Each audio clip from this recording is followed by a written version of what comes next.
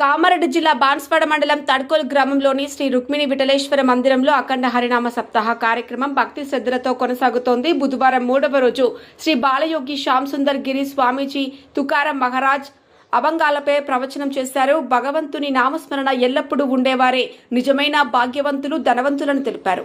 నరజన్మాన్ని సార్థకం చేసుకోవాలంటే పరమార్థం, భక్తి, మంచి భావం అవసరమని, జన్మ మరణాల చక్రం నుంచి విముక్తి పొందాలంటే భగవంతుని చుట్టం చేసుకోవాలని సూచించారు. కార్యక్రమంలో గ్రామ పెద్దలు ఉప్పిడి శ్రీనివాసరెడ్డి, అల్లి జగన్, గంగుల గంగారాం, రాజిరెడ్డి, బోయిని గంగారాం, గౌడ గణేష్, పట్టోల శ్రీనివాసరెడ్డి, గురు వినయ్, కొత్తకొండ భాస్కర్, బాలరాజ్, కోళ్ల గంగారాం, చుట్టుప్రక్కల గ్రామాల వారు బాన్స్వాడ, మల్లూర్, గన్పూర్, బుడిమి, బొలక్పల్లి, నేమ్లి, సంగేం యువకులు తదితరులు పాల్గొన్నారు. దృశ్యం న్యూస్ బాన్స్వాడ మండల రిపోర్టర్ బర్ల శ్రీనివాస వచ్చారు. తర్వాత మన చేతికి ఏమొచ్చింది? నెయ్యి వచ్చింది. ఈ ప్రయత్నాలు చేసిన తర్వాత నెయ్యి మన చేతికి వచ్చింది.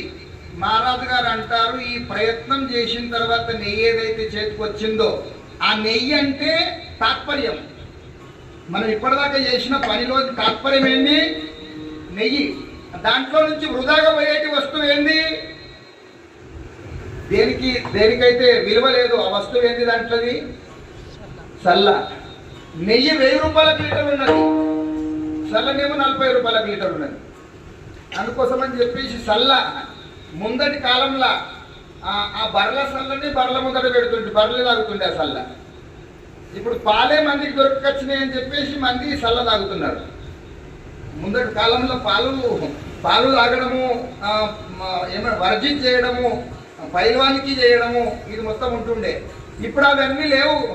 ఆ పాలు అడిగేటి శక్తి లేదు కాబట్టి మందికి సల్లలాగా పడుతున్నది. ఆ సల్ల అంటేనే మహారాజు గారు అంటారు, మన ఇంటికాడ ఉన్న సంసారం అంటే సల్లనట. మన ఇంటికాడ మనం ఏదైతే సంసారం ఉన్నదో ఆ సంసారం అంటే సల్ల నీళ్ళట.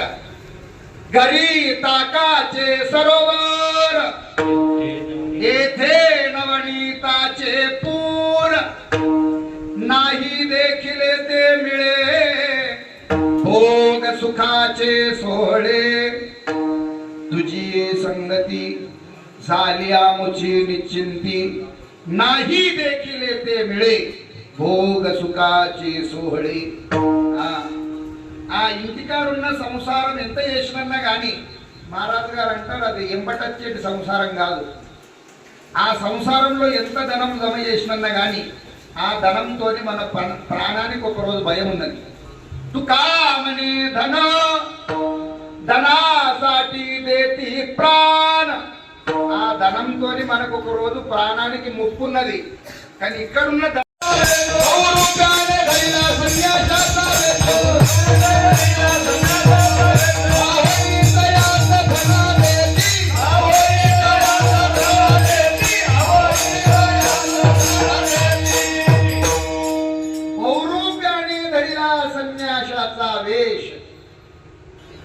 పౌరూపమేశ్వరులు ఉంటారట కొందరు. అప్పట్లదప్పుడే సన్యాస వేషం వేస్తారట, అప్పట్లదప్పుడే రాజు వేషం కూడా వేస్తారట. మరి ఆ వేషాలు వేసేటోళ్ళు ఈ వేషాలు వేసేటోళ్ళు ఫరకేమున్నది? వాళ్ళు ముందు వేషాలు వేస్తుండ్రు, వీళ్ళు కూడా వేషాలు వేస్తున్నారు కదా. వెంటనే మా గోరక్షనాథుడు వెంటనే వేషం బదలాయించేసిందట. స్త్రీ రూపం వెంటనే సుందరమైన అందమైన స్త్రీ రూపం ధారణ చేసిందట. స్త్రీ రూపం ధారణ చేసి మృదంగం వాయించి చూసిందట.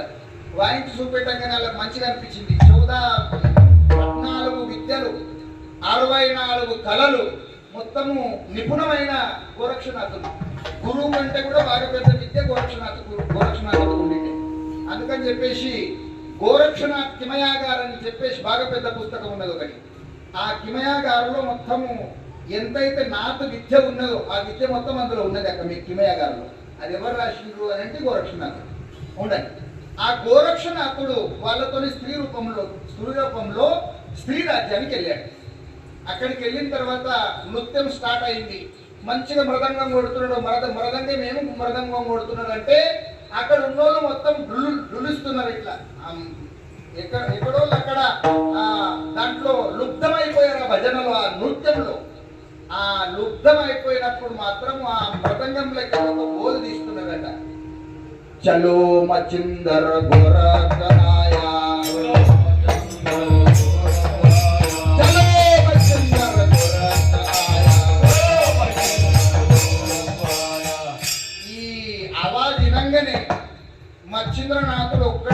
సింహాసనం మీద కూర్చున్నాడు ఒక్కడిసారి వానికి ఒక్కడిసారి లేచి కూర్చున్నాడట. ఈడ మాత్రం ఈ భజనలో 101% నా శిష్యుడు వచ్చిండు. ఎక్కడున్నావు గోరక్ష? ఏంటనే మన రంగాచార్యుడు రూపం బదులుకొని చూపించాడు. నేనే ఇక్కడనే ఉన్నాను. ఇదే నా గురువు గారి పని. శిష్యులు గురువు శిష్యులకు చెప్పాలనా, శిష్యులు గురువులకు చెప్పాలనా, ఎవరెవరికి చెప్పాలా? అప్పుడు మాత్రం కొద్దిగా